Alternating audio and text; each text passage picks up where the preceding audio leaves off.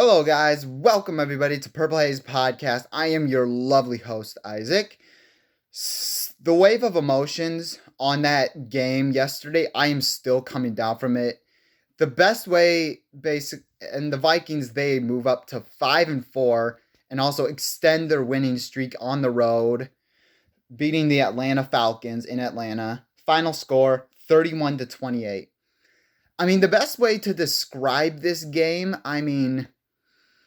the best way I would describe it was absolutely bizarre and so random. I'm not gonna lie, man. That was absolutely an incredible team win overall, as far as I'm concerned. All right, let's get to the stats before we get to the team.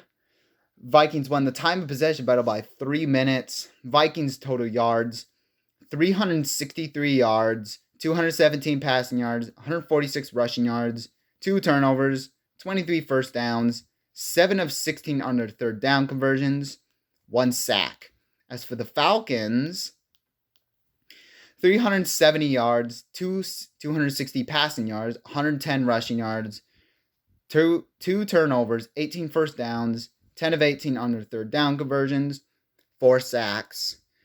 This was absolutely an incredible win. Let's basically get to it. The good. Jaren Hall. This dude absolutely, before he got hurt, he was accurate on several of his passes, man. He was very accurate, especially in the second drive, which almost led to a touchdown. He had an 83% completion rate, 78 yards, also had 2 carries for 11 yards. And after he went down, he had 13 yards of completion, dude. He was an offensive wizard out there, man. He looked really good in the second quarter. Unfortunately, though, man, then things really got dicey after he got hurt, man. I tell you, it was very dicey, and that's where Joshua Dobbs came in. Without knowing the playbook, I was really, really worried, man. He got off. But also to Josh Dobbs, his stats, 66% completion rate, 158 yards, 2 touchdowns, 7 rushes for 66 yards, had a touchdown. So he had over 200 yards of all-purpose yards and 3 touchdowns overall on scrimmage. Very incredible stuff. Not so much from right off the jump. Can you blame him really?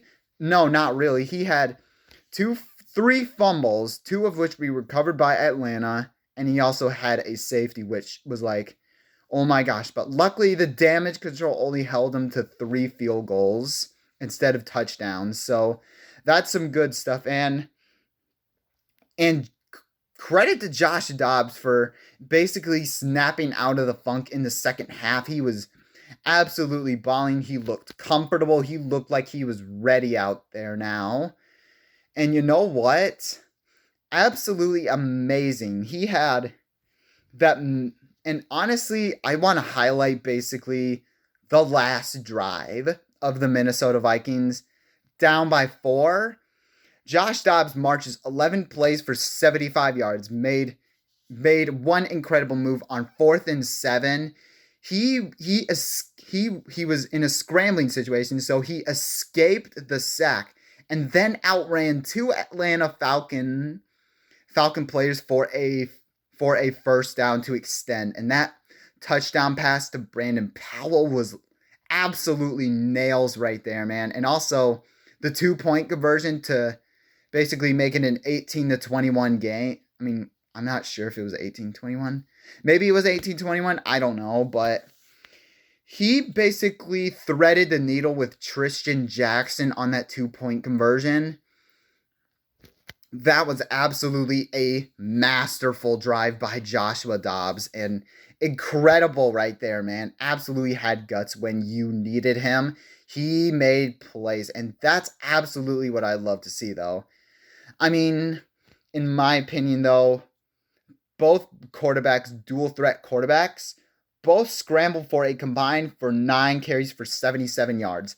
And also, not to mention, Josh Dobbs did not have a running game worth a damn. He didn't. So basically, he put this team on his back. Absolutely, absolutely incredible. Couldn't ask for more better. Even with just 5 days in Minnesota, he still looked, he still did what he had to do to win that game. Incredible. As for some of the receivers, TJ Hawkinson, 7 catches, 69 yards. They'd have a drop pass on third down, I believe. Not good, but I felt like overall TJ Hawkinson still did a very good job. He was the leading receiver.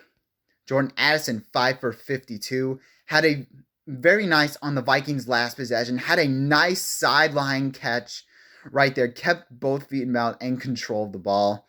Absolutely special from Jordan Addison, man. Absolutely, this kid is special. And Brandon Powell, he didn't put up big stats, but he had 2 catches for 15 yards and also that touchdown and also that game-winning touchdown. He had absolutely loved to see it as far. He basically made the defenders bite on dust. He went to the right, and then he absolutely cut back to the left just enough for Joshua Dobbs to get it off to him in time.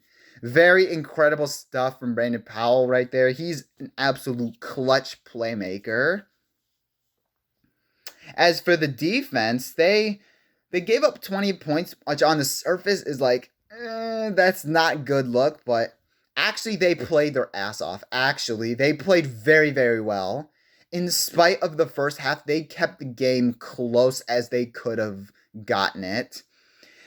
Because the safety that they got and the 2 fumbles that the Vikings had, the damage control held them to just 9 points out of those.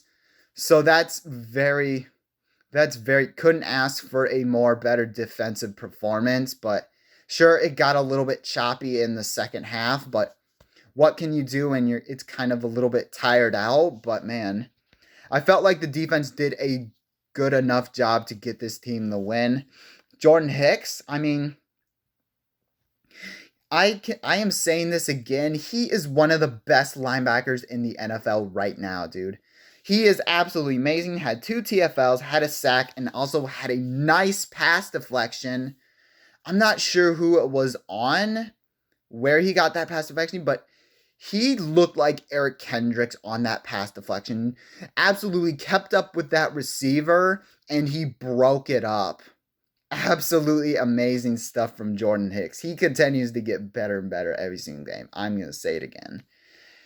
And then also, Caleb Evans also had a forced fumble.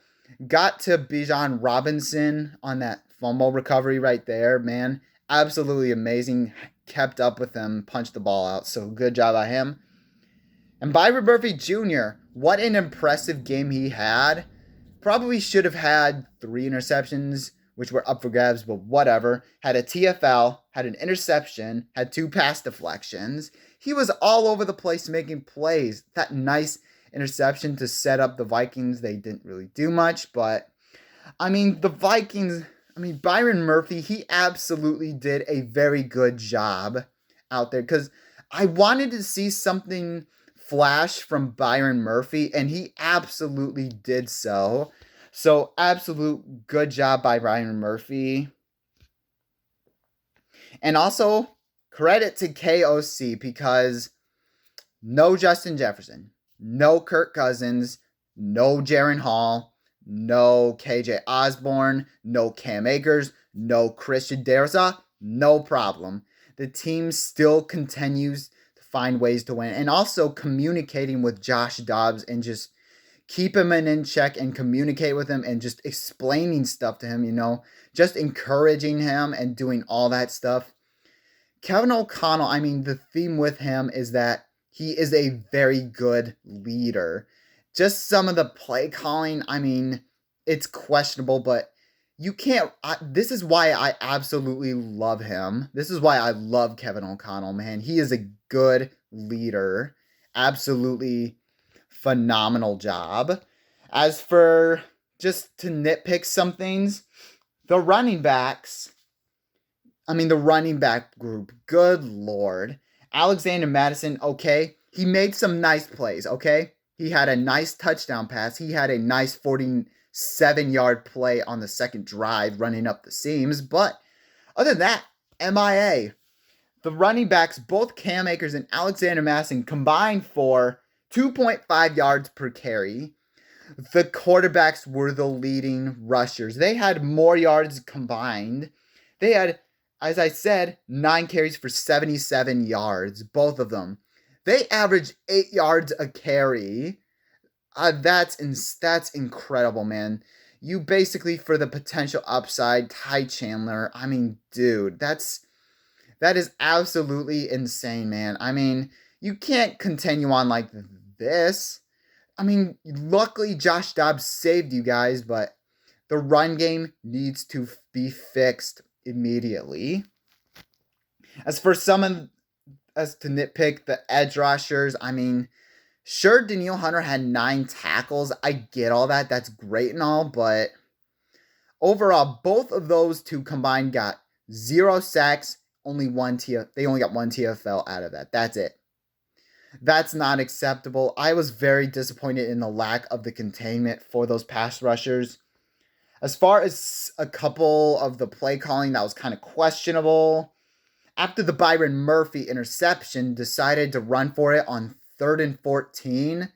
Why? Just go for a touchdown.